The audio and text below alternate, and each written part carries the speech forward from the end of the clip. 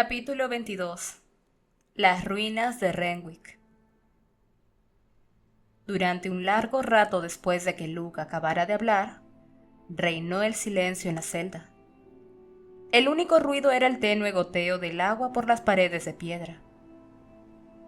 «Di algo, Clary», pidió él finalmente. «¿Qué es lo que quieres que diga?» «Tal vez que lo comprendes», sugirió él con un suspiro. Clary notaba la sangre latiéndole en los oídos. Sentía como si su vida hubiese estado edificada sobre una capa de hielo tan fina como el papel, y en aquellos momentos el hielo empezara a agrietarse, amenazando con hundirle en la helada oscuridad que había dejado. Al interior de las oscuras aguas, se dijo, donde todos los secretos de su madre iban a la deriva en las corrientes, los restos olvidados de una vida arruinada. Alzó los ojos hacia Luke. Este parecía fluctuar, poco definido, como si lo mirara a través de un cristal empañado. «¿Mi padre?», inquirió. «Esa foto que mi madre siempre tuvo sobre la repisa de la chimenea». «Ese no era tu padre», afirmó Luke. «¿Existió siquiera?» La voz de Clary aumentó de intensidad. «¿Hubo alguna vez un John Clark o también lo inventó mi madre?» «John Clark existió, pero no era tu padre. Era el hijo de los vecinos de tu madre cuando vivían en el East Village. Murió en un accidente de automóvil, tal y como tu madre te contó, pero ella nunca lo conoció. Tenía su foto porque los vecinos le encargaron que pintara un retrato de él en su uniforme del ejército. Les entregó el retrato, pero se quedó la foto. Y fingió que el hombre que aparecía en ella había sido tu padre. Creo que pensó que era más fácil de ese modo. Al fin y al cabo, de haber afirmado que había huido desaparecido, habrías querido buscarle. Un hombre muerto no contradecirá tus mentiras», finalizó Clary por él con amargura. «¿No se le ocurrió que estaba mal, todos esos años, dejarme pensar que mi padre estaba muerto cuando mi padre auténtico...» Luke no dijo nada, dejando que encontrara el final de la frase ella misma, dejando que pensara por sí misma aquello que era inconcebible. «Es Valentine», su voz tembló. «Eso es lo que me estás diciendo, ¿verdad? ¿Que Valentine es... mi padre?» Luke asintió. Los dedos contraídos eran la única señal de la tensión que sentía. «¡Dios!». Clary se puso en pie de un salto, incapaz de permanecer sentada sin moverse. Fue hacia los barrotes de la celda. «Eso no es posible. Simplemente no es posible». «Clary, por favor, no te alteres». «¿No te alteres? ¿Me estás diciendo que mi padre es un tipo que es básicamente un gran señor del mal y quieres que no me altere?» «No era malvado al principio», repuso Luke dando a la voz un tono casi de disculpa. «Ah, si se me permite, quisiera discrepar. Creo que era claramente malvado. Todo eso que soltaba sobre mantener la raza humana pura y la importancia de la sangre no contaminada, se parecía a uno de esos tipos repulsivos del poder blanco. Y ustedes dos se lo tragaron por completo». «No era yo quien hablaba sobre asquerosos subterráneos hace apenas unos minutos», repuso Luke en voz baja. «O sobre cómo no se podía confiar en ellos». «Eso no es lo mismo». Clary pudo oír las lágrimas en su voz. «Yo tenía un hermano», prosiguió, y se le hizo un nudo en la garganta. «También abuelos. ¿Están muertos?» Luke asintió, bajando la mirada hacia sus enormes manos, que tenía abiertas sobre las rodillas. «Están muertos». «Jonathan», inquirió ella con dulzura. «¿Había sido mayor que yo? ¿Un año mayor?» Luke no dijo nada. «Siempre quise un hermano», comentó tristemente. «No», repuso él en tono desconsolado. «No te tortures. Puedes ver por qué tu madre te ocultó todo eso, ¿no es cierto? ¿Qué bien podría haberte hecho saber lo que habías perdido ya antes de haber nacido?» «Esa caja», insistió Clary con la mente trabajando de un modo febril. «Con las letras, JC en ella. Jonathan Christopher. Era por eso por lo que siempre lloraba. Ese era el mechón de cabello, el de mi hermano, no el de mi padre. Sí. Y cuando tú dijiste, Clary no es Jonathan, te referías a mi hermano. Mi madre me protegía excesivamente porque ya había perdido un hijo. Antes de que Luke pudiera responder, la puerta de la celda se abrió con un estrépito y entró Gretel. El equipo de curación que Clary había imaginado como una caja de plástico rígido con el emblema de la Cruz Roja sobre ella, resultó ser una gran bandeja de madera, repleta de vendajes doblados, cuencos humeantes de líquidos no identificados y hierbas que despedían un olor a acre a limón. Gretel dejó la bandeja junto al catre e hizo una seña a Clary para que se sentara, lo que ésta hizo de mala gana. «Eso es, buena chica», exclamó la mujer lobo, sumergiendo una tela en uno de los cuencos y alzándola hasta el rostro de Clary para limpiar con suavidad la sangre seca. «¿Qué te ha sucedido?», preguntó en tono desaprobador, como si sospechara que la joven se había pasado un rallador de queso por la cara. «Eso me preguntaba yo», terció Luke, observando el procedimiento con los brazos cruzados. «Hugo me atacó». Clary intentó no hacer una mueca de dolor cuando el líquido desinfectante le escoció en las heridas.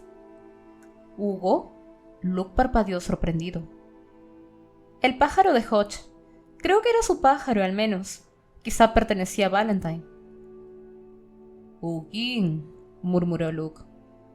«Hugin y Munin eran los pájaros mascotas de Valentine. Sus nombres significan pensamiento y recuerdo».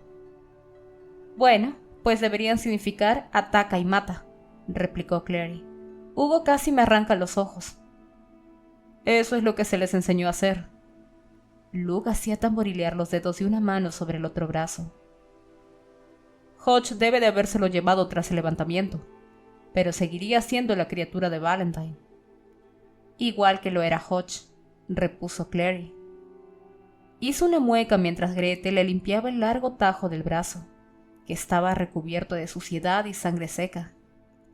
Cuando terminó, la mujer loba se puso a vendarlo pulcramente. «Clary, ya no quiero seguir hablando sobre el pasado», soltó ella con ferocidad. «Quiero saber qué vamos a hacer ahora. Ahora Valentine tiene a mi madre, a Jace, y la copa. Y nosotros no tenemos nada». «Yo no diría que no tenemos nada», replicó Luke. «Tenemos una poderosa jauría de lobos. El problema es que no sabemos dónde está Valentine».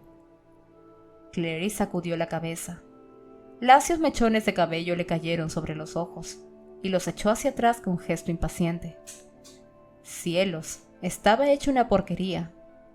Lo que deseaba más que nada, casi más que nada, era una ducha.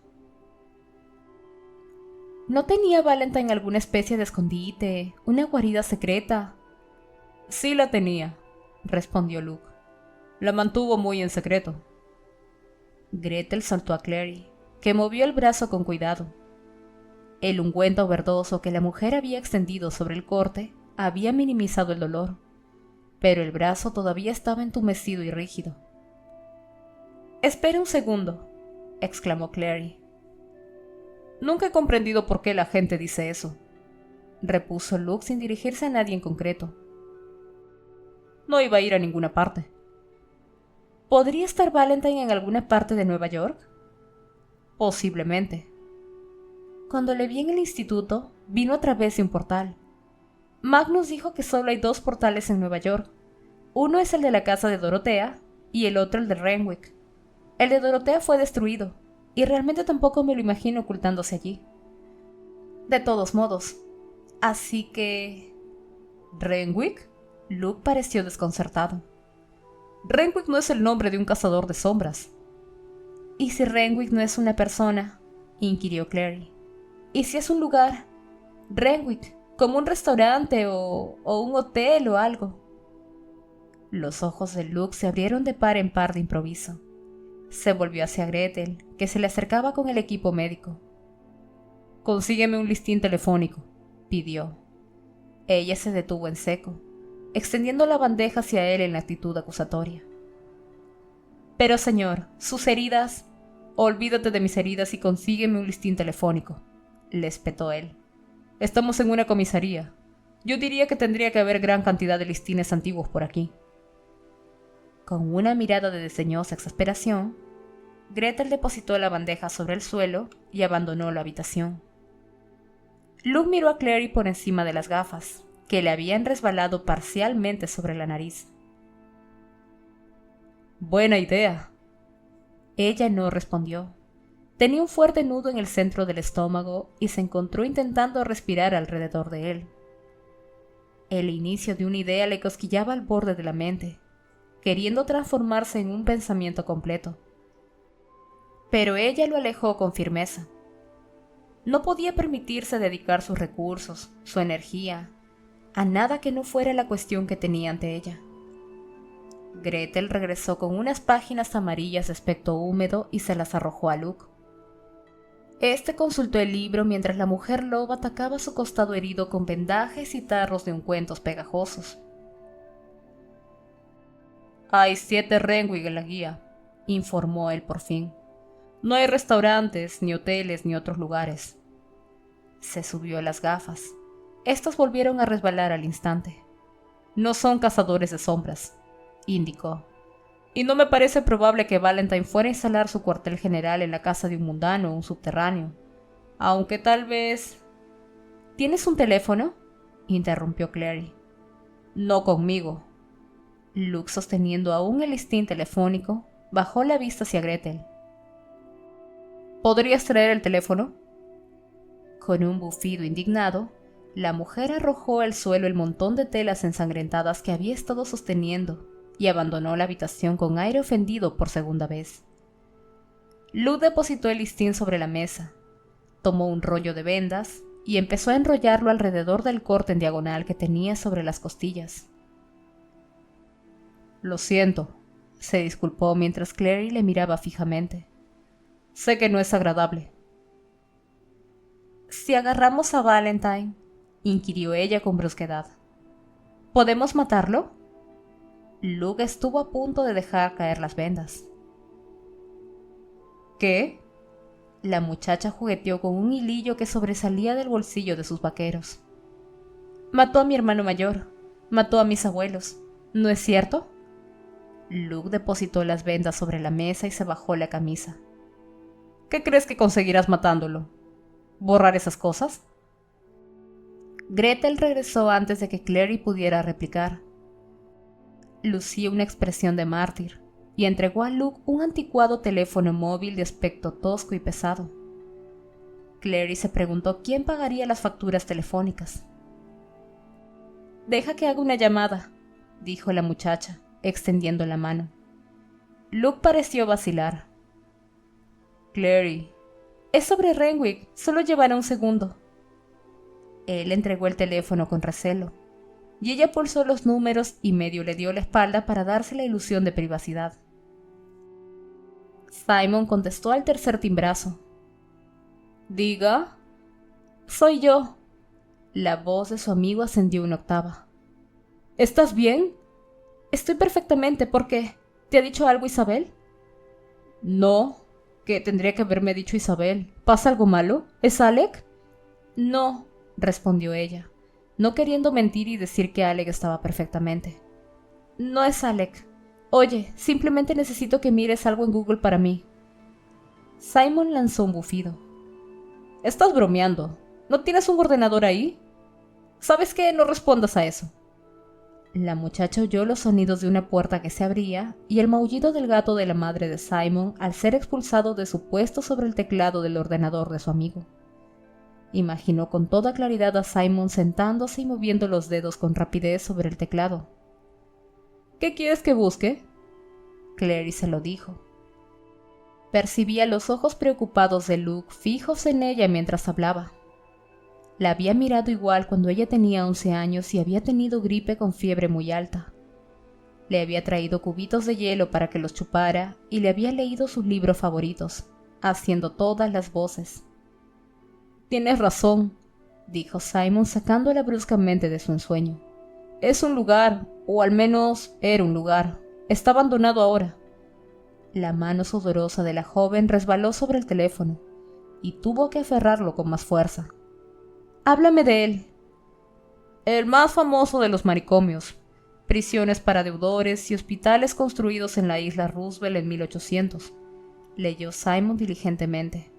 El hospital para la viruela Renwick lo diseñó el arquitecto Jacob Renwick y estaba destinado a poner en cuarentena a las víctimas más pobres de la incontrolable epidemia de viruela que asoló Manhattan.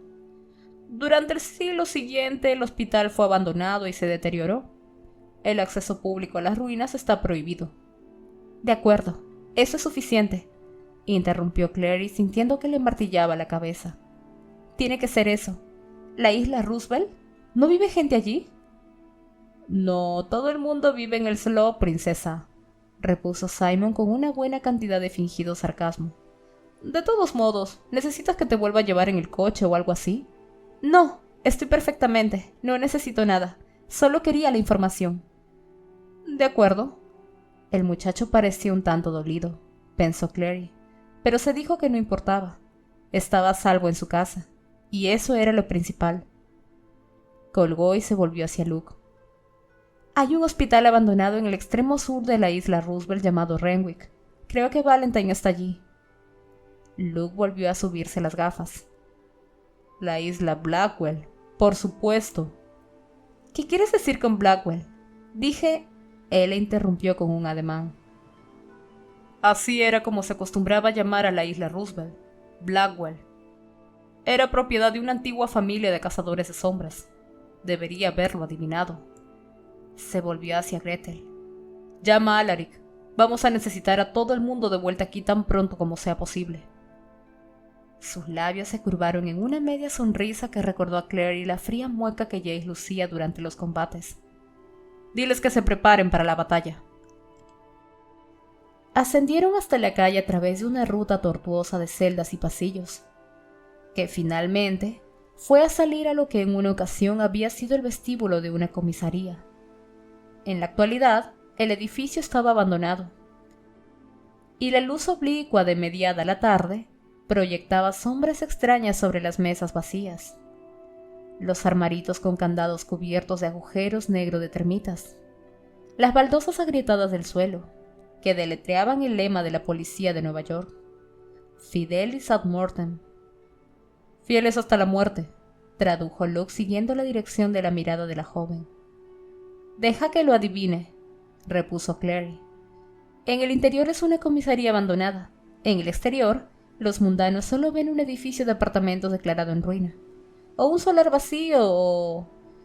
En realidad tiene el aspecto de un restaurante chino, respondió Luke. Solo para llevar, sin servicio de mesas. ¿Un restaurante chino? Repitió ella incrédula. Él se encogió de hombros. Bueno, estamos en Chinatown. Esto fue el edificio del segundo distrito policial en el pasado. La gente debe de pensar que es raro que no haya un número de teléfono al que llamar para hacer pedidos. Luke sonrió ampliamente. Lo hay, simplemente no respondemos muy a menudo. A veces, si están aburridos, algunos de los cachorros le entregan a alguien un poco de cerdo mushu. ¿Me tomas el pelo? En absoluto, las propinas vienen bien. Empujó la puerta principal para abrirla, dejando entrar un chorro de luz solar. Todavía no muy segura de si le tomaba el pelo o no, Clary siguió a Luke a través de la calle Baxter, hasta el lugar donde estaba aparcado su vehículo. El interior de la furgoneta resultaba reconfortantemente familiar.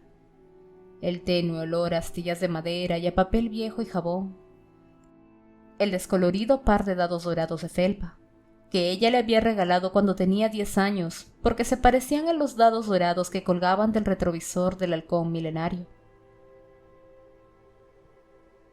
Los envoltorios de goma de mascar y las tazas de café que rodaban por el suelo. Clary se subió al asiento del copiloto y se acomodó contra el reposacabezas con un suspiro. Estaba más cansada de lo que le habría gustado admitir. Luke cerró la puerta tras ella. «Quédate aquí», le observó mientras hablaba con Gretel y Alaric, que estaban de pie sobre los escalones de la vieja comisaría, aguardando pacientemente. Clary se divirtió dejando que sus ojos se enfocaran y desenfocaran, contemplando cómo el glamour aparecía y desaparecía. Primero era una vieja comisaría, luego era una ruinosa fachada que lucía un toldo amarillo en el que se leía "El lobo de Jade, cocina china". Luke hacía señas a su segundo y a su tercero, señalando calle abajo. Su furgoneta era la primera en una hilera de camionetas, motocicletas, jeeps e incluso un viejo autobús escolar de aspecto desvencijado. Los vehículos se extendían en fila a lo largo de la manzana y doblando la esquina. Un convoy de hombres lobo. Clary se preguntó cómo habrían pedido, tomado prestado, robado, o se habrían apropiado de tantos vehículos en un espacio tan corto de tiempo. En el lado de los pros, al menos no tendrían que ir todos en el teleférico. Luke aceptó una bolsa blanca de papel de Gretel y con un asentimiento regresó a la carrera junto a la furgoneta. Acomodando el larguirucho cuerpo tras el volante, entregó a Clary la bolsa. «Tú estás a cargo de esto». Ella le escrutó con suspicacia. «¿Qué es? ¿Armas?» Los hombros de Luke se estremecieron con una risa muda. «En realidad son bollos bao cocidos al vapor», contestó introduciendo la furgoneta en la calle. «Y café». Clary abrió la bolsa mientras se dirigían a la zona residencial, con el estómago gruñéndole con furia. Partió un bollo, paladeando el intenso y sabroso sabor salado del cerdo, la untuosidad de la masa blanca. Lo acompañó de un trago de café y ofreció un bollo a Luke. «¿Quieres uno?» «Claro». Eran casi como en los viejos tiempos, se dijo, mientras viraban para entrar en la calle Canal, cuando iban a buscar bolsas de pastelitos calientes de fruta a la panadería El Carruaje Dorado y devoraban la mitad de ellos durante el trayecto a casa sobre el puente de Manhattan. «Háblame de este Jace», pidió Luke. Clary casi se atragantó con el bollo. Alargó la mano para tomar el café, sofocando las toses con líquido caliente. «¿Qué pasa con él?» «¿Tienes alguna idea de lo que Valentine puede querer de él?» «No». Luke frunció el entrecejo mirando el sol que se ponía. «Pensaba que Jace era uno de los chicos Lycut». «No». Clary mordió su tercer bollo. «Su apellido es Wayland. Su padre era...» «¿Michael Wayland?» Ella sintió. «Y cuando Jace tenía 10 años, Valentine lo mató. A Michael, quiero decir». «Eso suena a algo que él haría», repuso Luke. El tono de su voz era neutral, pero había algo en él que hizo que Clary le mirara de soslayo. ¿No le creía? «Jace lo vio morir», añadió como para reafirmar su declaración. «Eso es terrible», repuso Luke. «Pobre chiquillo con la vida destrozada». En aquellos momentos pasaban sobre el puente de la calle 59. Clary echó un vistazo abajo y vio que el río se había vuelto rojo y dorado debido a la puesta del sol. Desde aquel punto, distinguió el extremo sur de la isla Roosevelt, aunque no era más que una mancha borrosa situada al norte. «No está tan destrozado», aseguró. «Los Lycut se han ocupado bien de él». «Puedo imaginarlo, siempre estuvieron muy unidos a Michael», comentó Luke desviándose bruscamente al carril izquierdo. Por el retrovisor lateral, Clary pudo ver cómo la caravana de vehículos que le seguía alteraba su curso para imitarlos. «Querrían ocuparse de su hijo», siguió diciendo él. «Así pues, ¿qué sucederá cuando salga la luna?», preguntó ella. «¿Se van a convertir todos en lobos de improviso o qué?». La boca de Luke se crispó. «No exactamente. Únicamente los jóvenes, los que acaban de cambiar, no pueden controlar su transformación. La mayoría de los adultos ha aprendido cómo hacerlo a lo largo de los años. La luna solo puede forzar un cambio en mí cuando está totalmente llena». «Así que cuando la luna solo está llena en parte, ¿te limitas a sentirte un poco lobuno?», inquirió Clary. «Podrías decir eso», Bueno, por mí puedes sacar la cabeza fuera de la ventanilla si quieres. Luke lanzó una carcajada. Soy un hombre lobo, no un Golden Retriever. ¿Cuánto tiempo hace que eres el líder de este clan? Preguntó ella de improviso. Luke vaciló. Aproximadamente una semana. Clary se volvió en redondo para mirarle con sorpresa. ¿Una semana? Luke suspiró. Sabía que Valentine se había llevado a tu madre, explicó sin demasiada inflexión. Sabía que yo solo tenía pocas posibilidades contra él y que no podía esperar ayuda de la clave. Tardé un día en localizar la posición de la jauría de licántropos más cercana. ¿Mataste al líder del clan para poder ocupar su puesto? Era el camino más rápido que se me ocurrió para adquirir un número considerable de aliados en un corto espacio de tiempo, concluyó Luke sin mostrar pesar en su tono, aunque tampoco orgullo. Clary recordó cuando le habían espiado en su casa. Había notado los profundos arañazos de las manos y el rostro, y la mueca de dolor que él había hecho al mover el brazo. Lo había hecho antes. Estaba bastante seguro de poder hacerlo otra vez. Luke se encogió de hombros. Tu madre había desaparecido. Sabía que había hecho que me odiaras. No tenía nada que perder. Clary apoyó sus zapatillas verdes de deporte contra el salpicadero. A través del resquebrajado parabrisas, por encima de las puntas de los dedos de los pies, la luna se alzaba sobre el puente. Bueno, dijo, ahora lo tienes. Por la noche, el hospital situado en el extremo sur de la isla Roosevelt estaba iluminado con luz artificial, con sus espectrales contornos curiosamente visibles en contraste con la oscuridad del río y la iluminación más potente de Manhattan.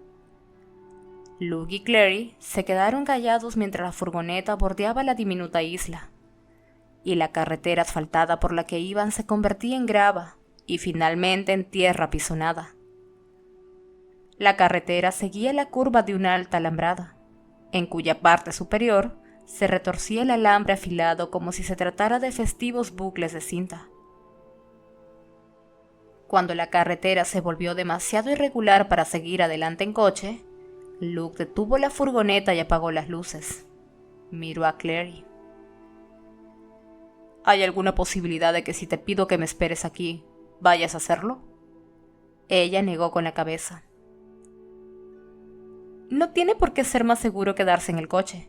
¿Quién sabe lo que Valentine tiene patrullando en este perímetro? Luke rió en voz baja. Perímetro. ¿Qué cosas dices? Salió del interior de la furgoneta y la rodeó para ir al otro lado y ayudar a bajar a Clary. Ella podría haber saltado al suelo desde la furgoneta, pero fue agradable tenerle para ayudarla, tal y como había hecho cuando era demasiado pequeña para bajar sola. Sus pies golpearon la tierra apisonada, levantando volutas de polvo. Los coches que los habían estado siguiendo iban parando uno a uno, formando una especie de círculo alrededor de la furgoneta de Luke. Los faros barrieron su campo visual, iluminando la alambrada hasta darle un color blanco plateado. Más allá de la valla, el hospital mismo era una ruina bañada en una fuerte luz que destacaba su lamentable estado. Las paredes sin tejado sobresalían del desigual terreno como dientes rotos.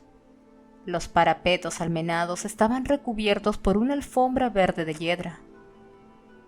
Está destrozado, se oyó decir en voz baja, con un destello de aprensión en la voz. No veo cómo Valentine podría estar oculto aquí. Luke miró más allá de ella en dirección al hospital. Está destrozado, se oyó decir en voz baja, con un destello de aprensión en la voz. No veo cómo Valentine podría estar oculto aquí. Luke miró más allá de ella en dirección al hospital. Es un glamour potente, avisó. Intenta mirar más allá de las luces. Alaric avanzaba hacia ellos por la carretera, y una ligera brisa le abría la chaqueta vaquera con un revoloteo para mostrar el pecho cubierto de cicatrices que había debajo. Los hombres lobo que se acercaban tras él parecían gente totalmente corriente, pero de haberlos visto a todos juntos en alguna parte, habría pensado que se conocían entre sí de algo. Había cierto parecido no físico, una franqueza en sus miradas, una fuerza en sus expresiones. Podría haber pensado que eran granjeros, puesto que parecían más tostados por el sol, enjutos y huesudos que el típico habitante de la ciudad, o tal vez los habría tomado por una pandilla de moteros, pero no tenían el menor aspecto de monstruos. Se reunieron para celebrar un rápido consejo junto a la furgoneta de Luke, igual que un corrillo de rugby. Clary, sintiéndose excluida del todo, se volvió para contemplar de nuevo el hospital.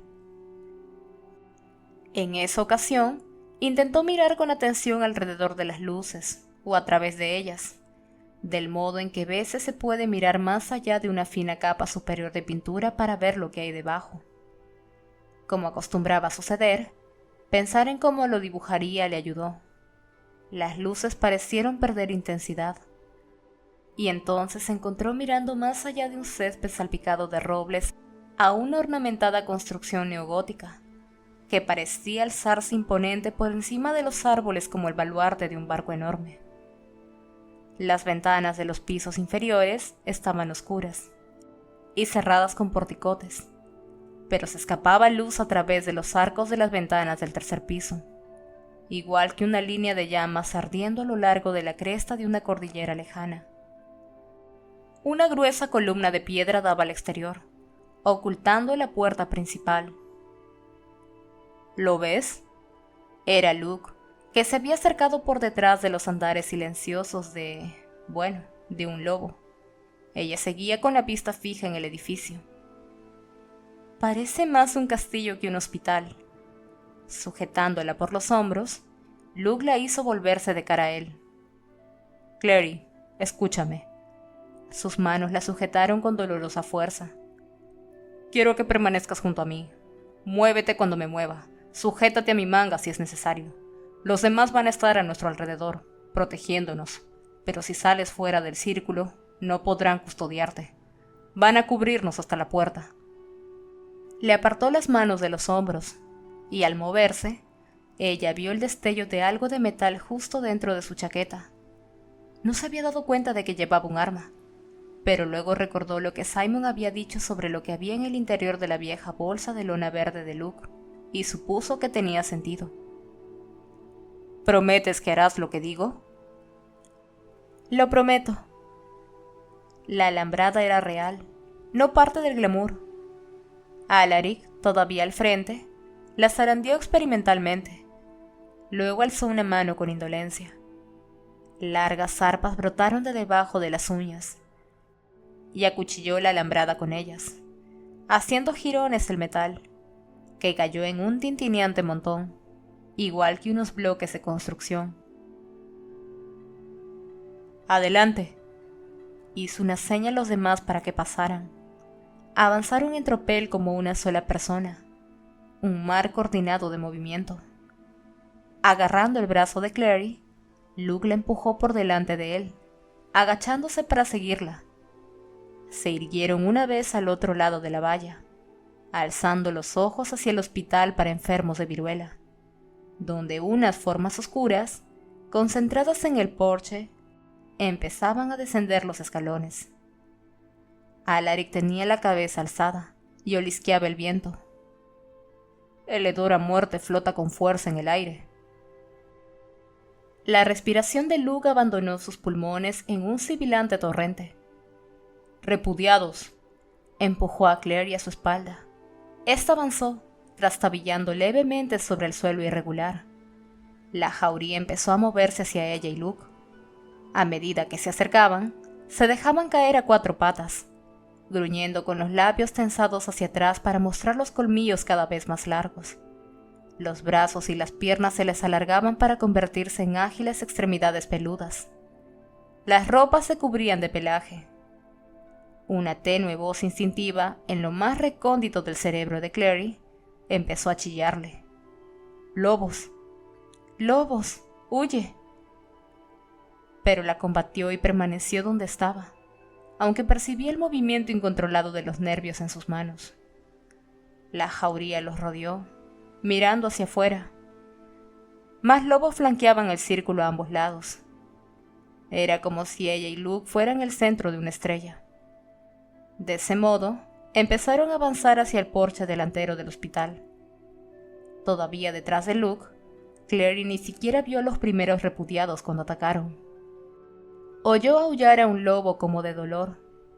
El aullido ascendió y ascendió, convirtiéndose rápidamente en un gruñido. Se oyó un sonido sordo, luego un grito en forma de gorgoteo y un ruido parecido al papel al desgarrarse. Clary se encontró preguntándose si los repudiados serían comestibles. Alzó los ojos hacia Luke. Este tenía el rostro tenso. Clary podía verlos ya. Más allá del anillo de lobos, la escena iluminada con brillantez por reflectores y por el titilante resplandor de Manhattan. Docenas de repudiados. Su piel lívida como la de un cadáver a la luz de la luna y abrazada por runas que parecían lesiones. Se arrojaban sobre los lobos con la mirada ausente, y estos los recibieron de frente, desgarrando con las garras, perforando con los dientes y rasgando la carne.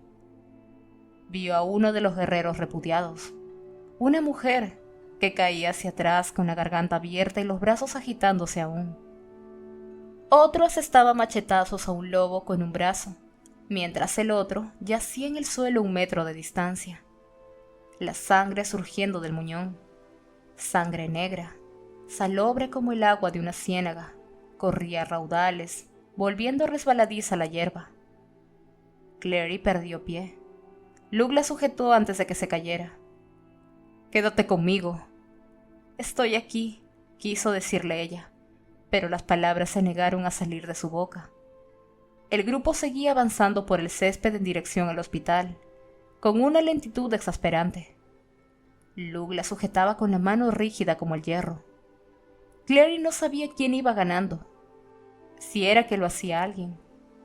Los lobos tenían el tamaño y la velocidad de su parte, pero los repudiados se movían con una denonada inevitabilidad y resultaban sorprendentemente difíciles de matar. Vio al enorme lobo leonado que era Alaric abatir a uno desgarrándole las piernas, para luego saltar sobre su garganta. El ser siguió moviéndose mientras él lo hacía trizas, y los golpes del hacha abriendo un largo corte rojo sobre el reluciente pelaje del hombre lobo.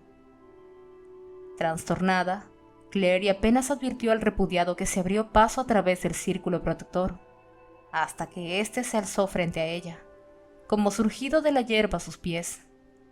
Con los ojos en blanco y los cabellos enmarañados, alzó un cuchillo chorreante. Clary chilló. Luke se volvió en redondo, arrastrándola a un lado, y agarró la muñeca de la criatura retorciéndola. La muchacha oyó el chasquido del hueso, y el cuchillo cayó a la hierba. La mano del repudiado colgó inerte, pero él siguió avanzando hacia ellos, sin mostrar ninguna señal de dolor. Luke empezó a gritar con voz ronca el nombre de Alaric. Clary intentó alcanzar la daga que llevaba en el cinturón, pero Luke le sujetaba el brazo con demasiada fuerza. Antes de que pudiera gritarle que la soltara, una llamarada de fino fuego plateado se abrió paso entre ellos. Era Gretel. Aterrizó con las patas delanteras sobre el pecho del repudiado, derribándolo. Un feroz aullido de rabia surgió de la garganta de Gretel, pero el repudiado era más fuerte. La arrojó a un lado como a una muñeca de trapo y rodó para ponerse en pie. Algo alzó a Clary en el aire.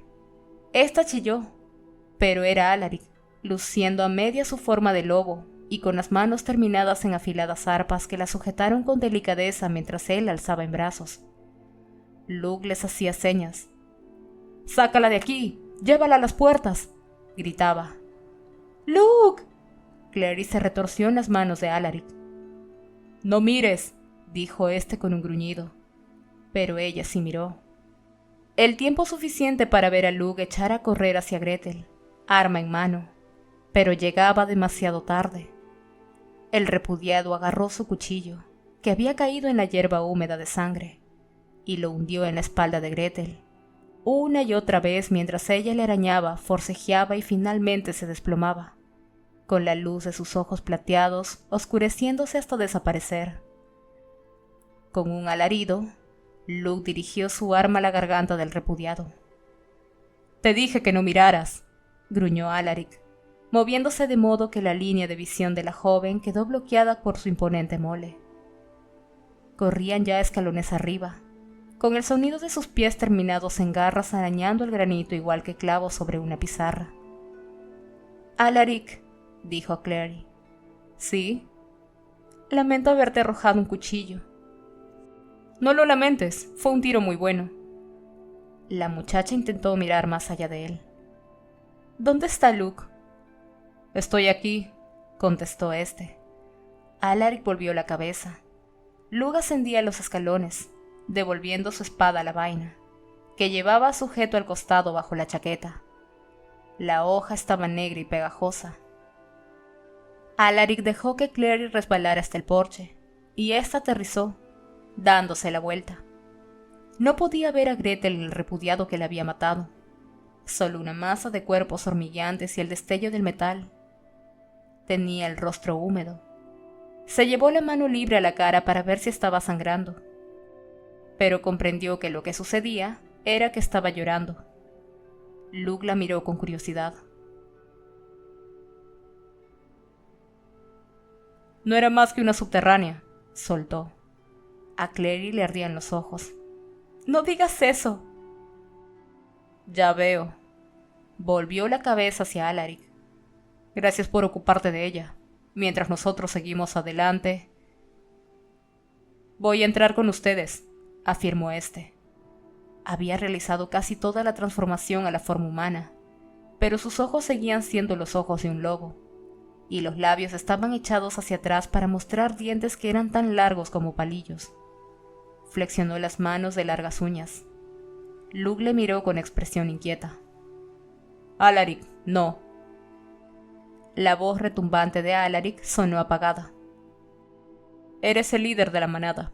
Yo soy tu segundo ahora que Gretel ha muerto. No sería correcto que te dejara ir solo. Luke miró a Clary, y luego de nuevo al terreno frente al hospital. Te necesito aquí fuera, Alaric. Lo siento, es una orden. Los ojos del otro llamearon resentidos, pero se hizo a un lado. La puerta del hospital era de gruesa madera profundamente tallada, con dibujos familiares para Clary. Las rosas de Idris, runas enroscadas, soles con rayos. Al patearla, Luke se dio con el chasquido de un pestillo partido. Este empujó a Clary al frente cuando la puerta se abrió de par en par. Entra. Ella entró por delante de él con un traspié y se volvió en el umbral. Captó una única y breve visión fugaz de Alaric con la cabeza vuelta hacia ellos y los ojos de lobo centellantes. Detrás de él, el césped situado frente al hospital estaba cubierto de cuerpos, y el polvo teñido de sangre negra y roja. Cuando la puerta se cerró con un portazo tras ella, impidiéndole ver, se sintió agradecida. Luke y ella permanecieron inmóviles en la semipenumbra, en una entrada de piedra iluminada por una única antorcha. Tras el estruendo de la batalla, el silencio era como una capa asfixiante. Clary se encontró inhalando bocanadas de aire. Un aire que no estaba lleno de humedad y del olor de la sangre. Luke le oprimió el hombro con la mano. ¿Te encuentras bien? Ella se secó las mejillas. No deberías haber dicho eso. Sobre que Gretel no era más que una subterránea. Yo no pienso eso. Me alegro de oírlo. Alargó el brazo para tomar la antorcha del soporte de metal. Odiaba la idea de que los Lycut te hubieran convertido en una copia de ellos. Bueno, pues no lo han hecho. La antorcha se negó a pasar la mano de Luke. Este frunció el entrecejo. Buscando en el bolsillo, Clary extrajo la lisa piedra runa que Jace le había dado el día de su cumpleaños y la alzó en alto. La luz brotó entre sus dedos, como si hubiese cascado una semilla de oscuridad y dejado salir la luz atrapada en su interior. Luke soltó la antorcha. ¿Luz mágica?, preguntó. Jace me la dio. Podía percibir cómo palpitaba en su mano, igual que el latido de una ave pequeña. Se preguntó dónde estaría Jace en aquel montón de habitaciones de piedra gris. Si estaba asustado, o se habría preguntado si la volvería a ver. «Hace años que no peleo bajo una luz mágica», contestó Luke, e inició la ascensión por las escaleras, que crujieron sonoras bajo sus botas. «Sígueme». El fulgurante resplandor de la luz mágica proyectaba sus sombras, extrañamente alargadas, sobre los lisos muros de granito. Se detuvieron en un rellano de piedra que describía una curva en forma de arco. Por encima de ellos, Clary distinguió luz. ¿Es este el aspecto que tenían los hospitales hace cientos de años?, musitó Clary. «Bueno, los huesos de lo que Renwick construyó siguen aquí», respondió Luke. «Pero yo diría que Valentine, Blackwell y los demás restauraron el lugar para que fuera un poco más a su gusto. Mira aquí». Arrastró una bota sobre el suelo. Clary bajó la mirada y vio una runa tallada en el granito bajo sus pies. Un círculo, en cuyo centro había un lema en latín. «In hoc signo vinces». «¿Qué significa eso?», preguntó. «Significa, por este signo conquistaremos». Era el lema del círculo. La joven alzó los ojos, en dirección a la luz. «Así que están aquí». «Están aquí», aseguró Luke, y había expectación en el deje afilado de su tono. «Vamos». Ascendieron por la escalera de caracol, describiendo círculos bajo la luz hasta que ésta les rodeó por completo, y se encontraron de pie en la entrada de un pasillo largo y estrecho. Ardían antorchas a lo largo del corredor. Clary cerró la mano sobre la luz mágica, y ésta se extinguió como una estrella apagada. Había puertas colocadas a intervalos a lo largo del pasillo, todas ellas perfectamente cerradas.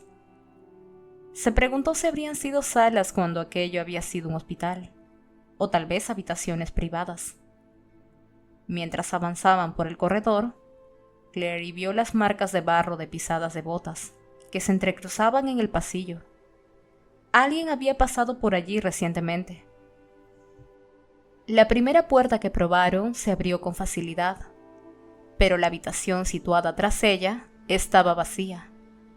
No había más que un suelo de lustrosa madera y paredes de piedra, iluminado todo de un modo fantasmal por la luz de la luna, que se derramaba a través de la ventana. El débil estruendo del combate en el exterior inundaba la habitación, tan rítmicamente como el sonido del océano. La segunda habitación estaba llena de armas, espadas, mazas y hachas.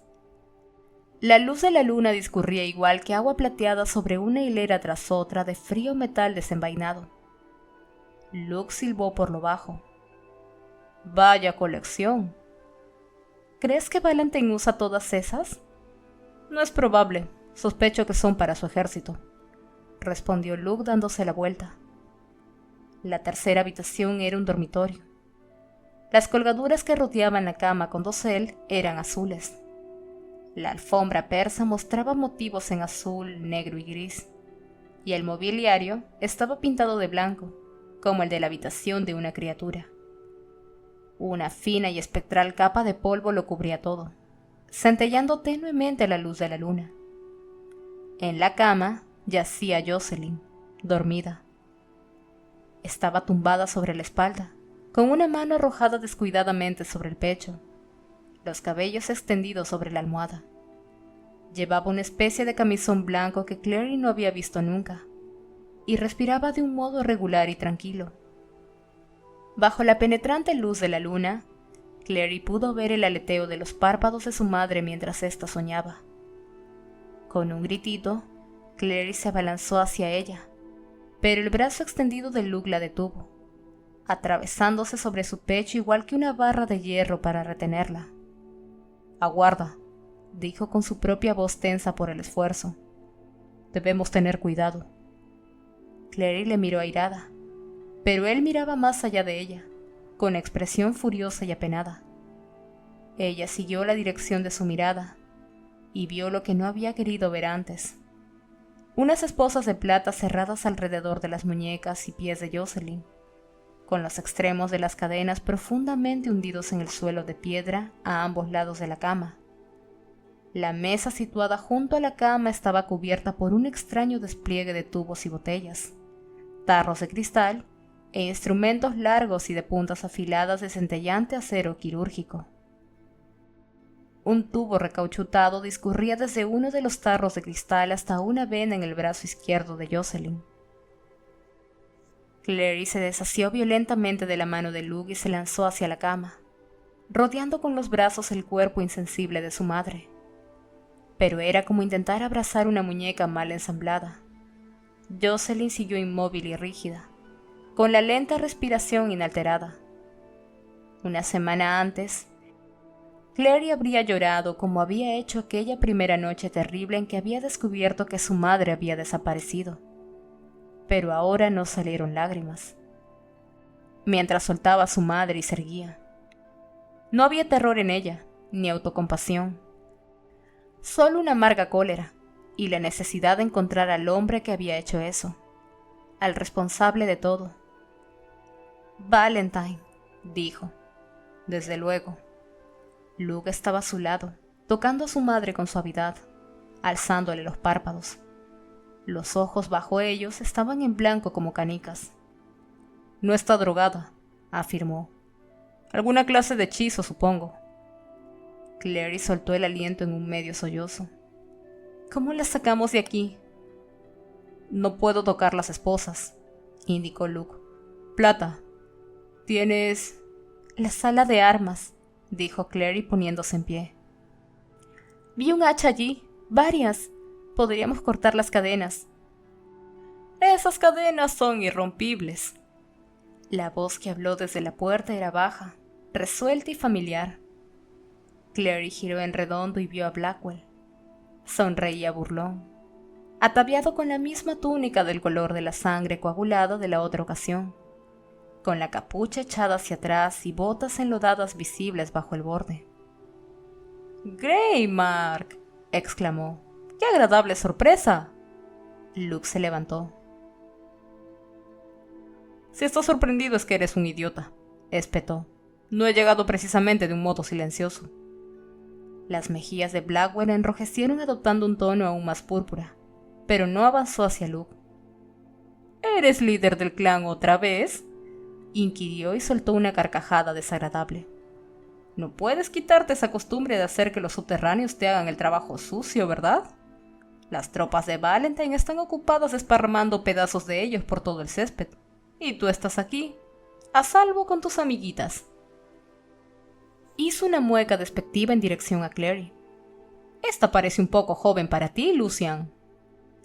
Clary enrojeció furiosa, apretando las manos hasta convertirlas en puños, pero la voz de Luke al responder fue educada.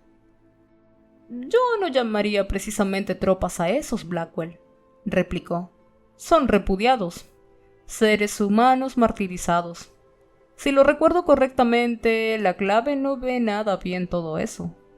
Torturar personas, llevar a cabo magia negra. No puedo imaginar que vayan a sentirse demasiado contentos». «Al infierno con la clave», gruñó Blackwell. «No les necesitamos, ni a ellos ni a sus actitudes tolerantes hacia los mestizos. Además, los repudiados no serán repudiados durante mucho más tiempo. Una vez que Valentine use la copa en ellos, serán cazadores de sombras tan buenos como el resto de nosotros. Mucho mejores que los que la clave está haciendo pasar como guerreros en la actualidad. Afeminados amantes de los subterráneos». Mostró los romos dientes. «Si ese es su plan para la copa», preguntó Luke, «¿por qué no lo ha hecho aún? ¿Qué espera?». Las cejas de Blackwell se enarcaron. «¿No lo sabías? Tiene a su...». Una risa sedosa le interrumpió.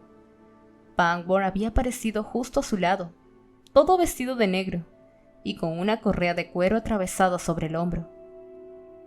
«Es suficiente, Blackwell», le cortó. «Hablas demasiado, como de costumbre». Mostró los afilados dientes a Luke. «Una jugada interesante, Greymark. No pensaba que fueras a atreverte a conducir a tu recién adquirido clan a una misión suicida». Un músculo se crispó en la mejilla de Luke. «Jocelyn», dijo. «¿Qué le ha hecho?». Pangborn lanzó una risita melodiosa. Pensaba que no te importaba. No veo para qué la quiere ahora, siguió Luke haciendo caso omiso de la puya. Tiene la copa.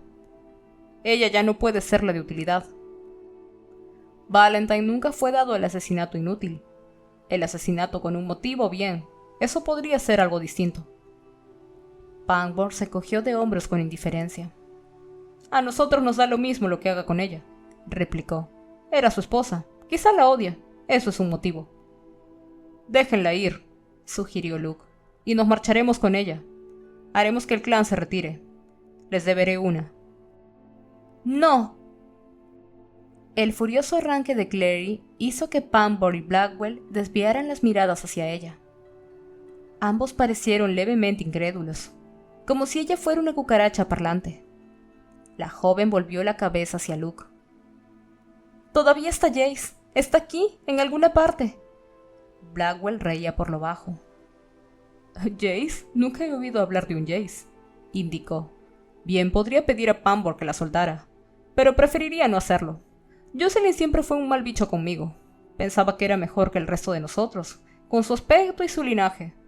Simplemente era una perra con pedigrí, eso es todo. Solo se casó con él para poder restregárnoslos a todos». ¿Decepcionado porque no pudiste casarte tú con ella, Blackwell? Eso fue todo lo que Luke dijo como una respuesta, aunque Clary pudo percibir la fría cólera de su voz. Blackwell, con el rostro enrojecido violentamente, dio un furioso paso al interior de la habitación. Y Luke, moviéndose a una velocidad tal que Clary apenas pudo verle hacerlo, agarró un escalpelo de la mesilla y se lo arrojó. El arma giró 2 veces sobre sí misma en el aire y se hundió con la punta por delante en la garganta de Blackwell, cortando en seco su mascullada réplica. Dio una boqueada, los ojos se le pusieron en blanco y cayó de rodillas, sujetándose la garganta con las manos. Líquido escarlata brotó rítmicamente por entre los dedos extendidos. Abrió la boca como para hablar, pero solo surgió un fino hilillo de sangre. Las manos le resbalaron fuera de la garganta y se desplomó contra el suelo igual que un árbol que cae. ¡Cielos!, exclamó Pangborn, contemplando el cuerpo caído de su camarada con remilgado desagrado. ¡Qué desagradable! La sangre de la garganta perforada de Blackwell se iba extendiendo por el suelo en un viscoso charco rojo. Luke, agarrando a Clary por el hombro, le susurró algo al oído. No le oyó. Clary era solo consciente de un sordo zumbido en su cabeza. Recordó otro poema de su clase de inglés. Algo sobre cómo, tras la primera muerte que uno veía, ninguna otra muerte importaba. Aquel poeta no sabía de lo que hablaba. Luke la soltó. «Las llaves, Pangborn», ordenó. Pangborn empujó suavemente a Blackwell con un pie y alzó la mirada. Parecía irritado. «¿O qué? ¿Me lanzarás una jeringuilla? Solo había un cuchillo sobre esa mesa». «No», añadió llevándose una mano hacia la espalda y sacando detrás del hombro una espada larga y afilada. «Me temo que si quieres las llaves, tendrás que venir a cogerlas. No porque me importe Jocelyn Morgenstern, en un sentido u otro, ya sabes, sino solo porque yo, por mi parte, he estado deseando matarte durante años». Alargó la última palabra, saboreándola con un delicioso júbilo mientras avanzaba al interior de la habitación. Su espada centelló, un haz relampagueante a la luz de la luna. Clary vio que Luke estiraba una mano hacia ella, una mano extrañamente alargada, rematada con uñas que eran como diminutas dagas, y comprendió 2 cosas: que Luke estaba a punto de cambiar y que lo que le había susurrado al oído era una sola palabra: «Corre». Corrió. Zigzagueó alrededor de Pangborn, que apenas le dirigió una mirada. Esquivó el cuerpo de Blackwell, salió por la puerta y llegó al pasillo, con el corazón latiéndole violentamente. Antes de que la transformación de Luke se hubiese completado, no miró atrás, pero oyó un aullido largo y penetrante, el sonido de metal contra metal, y algo que caía con un gran estruendo. Cristal que se rompía, pensó. Tal vez habían volcado la mesilla de noche. Corrió por el pasillo hasta la habitación de las armas. Una vez en el interior, Trató de coger una desgastada hacha con empuñadura de acero, pero ésta se mantuvo firmemente sujeta a la pared, sin importar lo fuerte que ella tirara. Intentó coger una espada, y luego una horca de guerra, incluso una daga pequeña, pero ni una sola arma se quedaba en su mano. Por fin, con las uñas rotas y los dedos sangrando por el esfuerzo, tuvo que darse por vencida. Había magia en aquella habitación, y no era magia rúnica, era algo salvaje y extraño, algo siniestro. Salió de la habitación. No había nada en aquel piso que pudiera ayudarla. Cogió pasillo adelante, porque empezaba a sentir el dolor del auténtico agotamiento en las piernas y brazos, y se encontró en el rellano de las escaleras. ¿Arriba o abajo? Abajo, recordó. Todo había estado sin luz y vacío. Desde luego estaba la luz mágica que tenía en el bolsillo, pero algo en ella sentía pavor ante la idea de entrar en aquellos espacios vacíos sola. Escaleras arriba, vio el resplandor de más luces y distinguió un parpadeo de algo que podría haber sido un movimiento. Subió. Las piernas le dolían, los pies le dolían, todo le dolía. Le habían vendado los cortes, pero eso no impedía que les cosieran. También le dolía el rostro allí donde Hugo le había herido la mejilla, y notaba en la boca un sabor metálico y amargo. Alcanzó el último rellano. Tenía una suave forma curva como la proa de un barco, y había tanto silencio allí como lo había habido abajo. Ningún sonido de la pelea que se libraba afuera llegaba a sus oídos.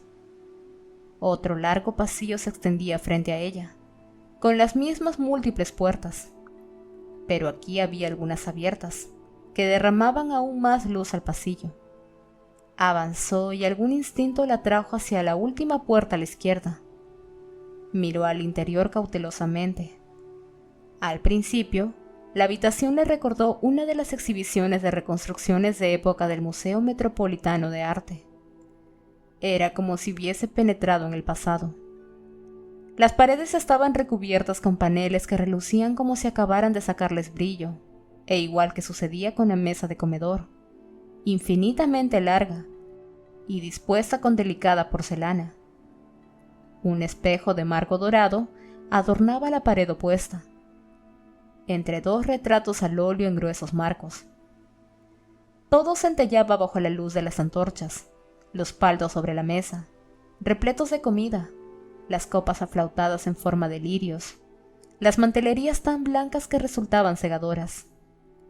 Al fondo de la habitación había dos amplias ventanas, cubiertas con cortinas de grueso terciopelo. Jace estaba de pie ante una de las ventanas, tan inmóvil que por un momento imaginó que era una estatua, hasta que reparó en que podía ver la luz brillando en sus cabellos. La mano izquierda del muchacho mantenía apartada la cortina, y en la oscura ventana, Clary vio el reflejo de las docenas de velas del interior de la estancia. La mano izquierda del muchacho mantenía apartada la cortina, y en la oscura ventana, Clary vio el reflejo de las docenas de velas del interior de la estancia, atrapadas en el cristal igual que luciérnagas. «¡Jace!», exclamó. Oyó su propia voz como si viniera de muy lejos. Asombro, gratitud, un anhelo tan agudo que resultaba doloroso. Él se volvió, soltando la cortina, y ella vio la expresión de asombro de su rostro. «¡Jace!», repitió y corrió hacia él. El muchacho la agarró cuando se abalanzó sobre él, rodeándola con fuerza entre sus brazos. «Clary», su voz era casi irreconocible. «Clary, ¿qué haces aquí?» «He venido a buscarte», contestó ella y la voz quedó ahogada en la camisa del muchacho. «No deberías haberlo hecho». Los brazos que la rodeaban se aflojaron repentinamente. Dio un paso atrás, sujetándole un poco alejada de él. «Dios mío», exclamó tocando su rostro. «Idiota, mira qué hacer esto». Su voz sonó enojada, pero la mirada que le recorrió el rostro, los dedos que le apartaron con delicadeza los cabellos hacia atrás, eran tiernos. Jamás le había visto con aquel aspecto. Había una especie de fragilidad en él, como si pudiera estar no simplemente conmovido, sino incluso dolido.